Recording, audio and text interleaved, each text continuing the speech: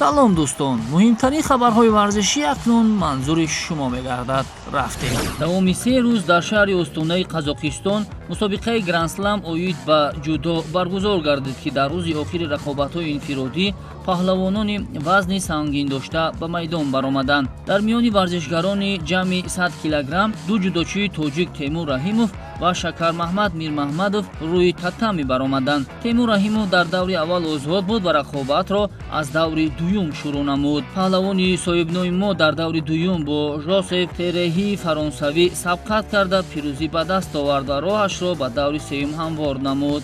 дар ин мубориза Темур Раҳимов аз рақиби фаронсавии худ як сару гардан тафовут дошта бидуни мушкилӣ ба пирӯзӣ даст ёфт.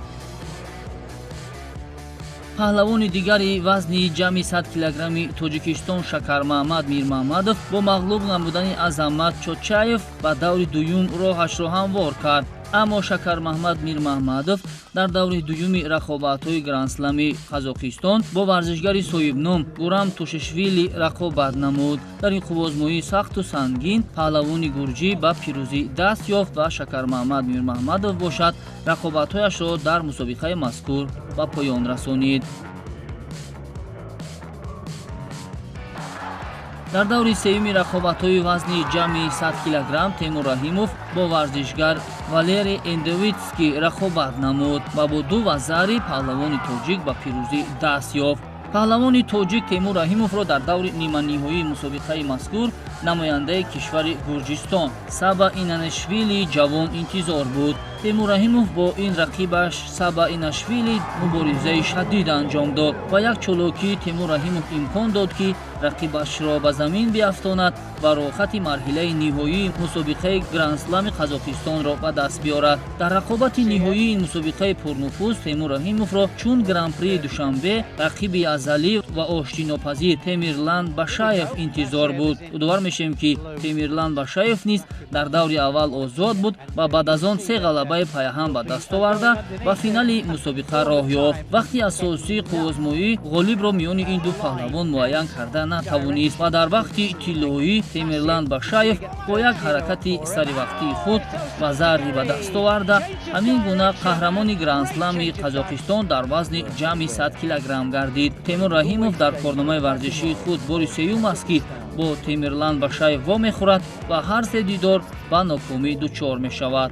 ҳамин гуна Темур Раҳимов барандаи нишони нуқраи мусобиқаи Гранд-слами Қазоқистон гардид. дар корномаи варзишии худ Темур Раҳимов бори дуюм аст, ки аз Гранд-сламҳо нишони нуқра ба даст меорад. ҳамин гуна дар рақобатҳои вазни ҷамъи 100 килограмм нишони тиллоро Темирлан Башаев, зинаи дуюмро Темур Раҳимов аз Тоҷикистон, мақомҳои сеюмро бошад Крикбай Галюнҷан ва Валерий Индовинский ба даст оварданд.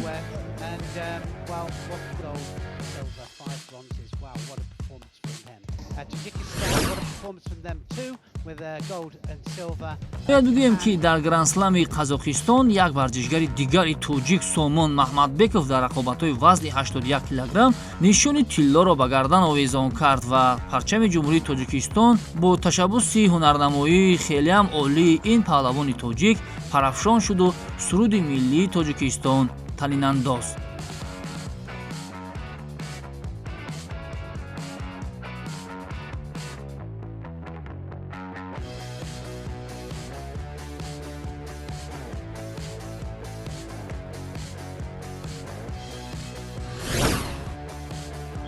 абдулмаҷид кӯдиев узви тими миллии гӯштини тарзи озоди Тоҷикистон дар қаҳрамонии Осиё миёни ҷавонони то 23 сола ба гирифтани медали тилло даст ёфт. мусобиқаи қаҳрамонии Осиё аз 10 то 18 июн дар шаҳри Бишкеки Қирғизистон баргузор гардид ва Абдулмаҷид тавонист бо як бохту ду мусовӣ ба финали вазни то 65 килограмм барояд. дар даври аввал аз намояндаи Қазоқистон Акбар Қурбонов шикаст хӯрд. абдулмаҷид нисбат ба ҳарифи қазоқи худ бартарӣ дошт, вале дар сониҳаи охир баъди як партов доварон дар ҳолати такрорӣ ба Акбар Қурбонов 3 имтиёз доданду паҳлавони мо бо ҳисоби 4-2 шикаст хӯрд. дар даври дуюм Абдулмаҷид муқобили Тусҷаргал Эрденебати Муғул ба майдон баромад. дар сониҳаи аввал тавонист як хол ба даст орад ва дар идома аз ҳамлаҳои ҳариф низ худро хуб ҳимоя карда тавонист. то ба танаффус рафтан 4 холи дигарро низ тавонист Абдулмаҷид Кӯдиев ба даст биёрад.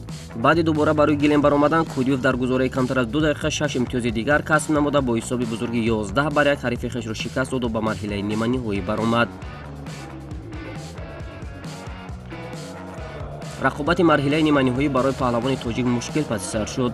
ҳарифи ҳиндустонӣ ӯ Син Хиёскарани рақобати баробарро нишон дода дар сониҳои аввалия хол касб кард, вале баъдан таҳмтани тоҷик то ба танаффуси 30 сонияӣ рафтан 7 имтиёзи паи ҳамро соҳиб шуд. дар ниҳоят бо ҳисоби 11-7 Абдулмаҷид рақиби хешро шикаст дода ба финали қаҳрамонии Осиё баромад.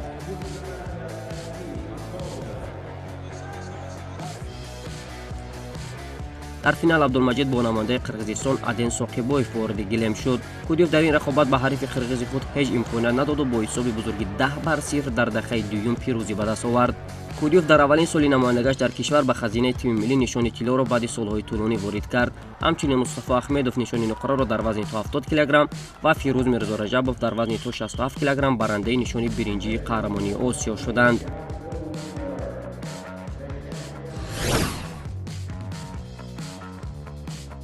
барои оғози рақобати ҷанговари тоҷик Лоиқ Раҷабов дар UFC рӯзҳои ба шумор мондааст. ёдовар мешавем ки субҳи 25 июн дар амрико мусобиқаи навбатии UFC доир мегардад ки размгари тоҷик Лоиқ Раҷабов муҳорибаи дуюми худро дар ин ташкилоти пурнуфуз анҷом медиҳад. рақиби навбатии Лоиқ Раҷабов варзишгари кишвари Полша Матеуш Ребекки мебошад, ки дар корномаи варзишиаш 17 муҳориба анҷом дода танҳо як нокомӣ дорад. ёдовар мешавем ки Лоиқ Раҷабов дар нахустин муҳорибаи худ дар UFC бар намояндаи Аргентина Эстебан Рибович ғалаба ба даст овард. ба фарқ аз рақобати аввал, ҳамакнун Лоиқ Раҷабов имкон дошт ки барои муҳорибаи дуюми худ вақти бештар пайдо кунад ва омодагии хубтар бигирад. акнун бар муқобили Матеуш Ребецки варзишгари мо бо як тайёрии ҷиддӣ рӯи майдон хоҳад баромад. ба Лоиқ Раҷабов муваффақият ва бурдбориҳоро таманно хоҳем кард. ба фарқ аз Лоиқ Раҷабов, варзишгари дигари тоҷик Нурулло Алиев ҳанӯзам рақиби худро пайдо накардааст. UFC барои ӯ то ба ҳол ҳарифи навбатиро пешниҳод накардааст ва кӣ метавонад бар муқобили Нурулло Алиев дар майдони UFC ҳунарнамоӣ кунад ҳанӯз маълум нест. бо вуҷуди ин, варзишгари тоҷик дар амрико барои ҷанги навбатиаш омодагӣ мебинад то дар ҳолати хуби варзишӣ қарор дошта бошад.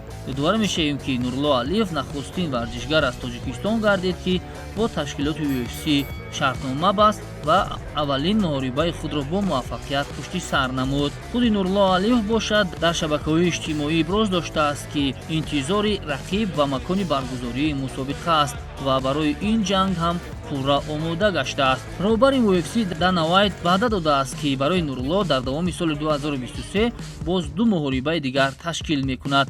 мишмишҳо дар мавриди баргузории муҳорибаи навбатии ин варзишгари тоҷик зиёд аст ва яке аз онҳо метавонад сентябр ё октябр дар мусобиқаи навбатии UFC ки маконаш шаҳри Дубай интихоб шудааст, Нурулло онҷо бояд ҳунарнамоӣ бикунад.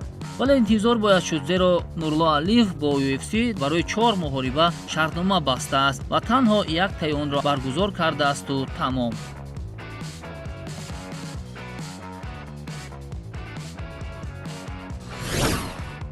акнун аз футбол мегӯем. мунтахаби футболи Тоҷикистон дар ҷоми миллатҳои Ассотсиатсияи футболи Осиёи марказӣ иштирок намуд ва дар гурӯҳи А 3 муҳориба анҷом дод. шогирдони Петр Шегер дар муқобили тимҳои футболи Туркманистон ва Умон бо натиҷаи мусовии 1-1 бозӣ карданд, аммо дар дидори сеюми худ аз тими миллии футболи Ӯзбекистон шармандавор бо ҳисоби 5-1 шикаст хӯрданд. ҳарчанд нимуҳофизатгари якачини Тоҷикистон Парвизҷон Умарбоев дар қисмати аввали вохӯрӣ ҳисобро боз кард, аммо мунтахаби Ӯзбекистон дар нимаи дуюми майдондорӣ 5 гол ба дарвозаи Рустам Ятимов ворид намуд. пас аз ин бохт, футболбозони тоҷик аз идомаи мубориза барои ишғоли зинаҳои ифтихорӣ дар ҷоми Кафа 2023 маҳрум шуданд. баъд аз ин нокомӣ, овозаҳо дар мавриди рафтани Петр Шегерд аз мақоми сармураббии дастаи мунтахаби Тоҷикистон бештар шудааст. оё шумо низ бовар доред, ки ин мутахассиси харватӣ тарки тими миллӣ мекунад? дар шаҳри Екатеринбурги Федератсияи Россия мусобиқаи шоми бокс дар доираи созмони RCC Promotion баргузор гардид. дар вазни 63 аз 15 килограмм муждани маъруфи тоҷик Баҳодур Усмонов ба ринг баромад.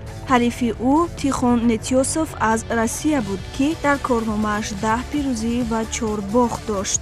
омодагии хуби Баҳодур Усмонов дар ин набард бар аъло мушоҳида мешуд. Сабқати мушзанон бояд 8 раунд давом мекард, вале то 4 раунд тӯл кашид. Аз дақиқаҳои аввали майдондорӣ сар карда Баҳодур Усмонов пайваста муштҳои обдор ба сару рӯи Тихон Нетёсов равон мекард. Дар охири раунди 4 Баҳодур тавонист ки бо як зарбаи сахт ба тарафи гурдаи Тихон занад, ки пас аз ин зарба Нетёсов ба замин уфтод. Бо ҳамин дигар Тихон натавонист майдондориро идома бидиҳад ва Баҳодур Усмонов ғалабаи қабл аз муҳлати худро ба даст оварда шикастнопазир боқӣ монд. ёдовар мешавем ки ин панҷумин ғалабаи Баҳодур Усмонов дар бокси касбӣ ба ҳисоб меравад.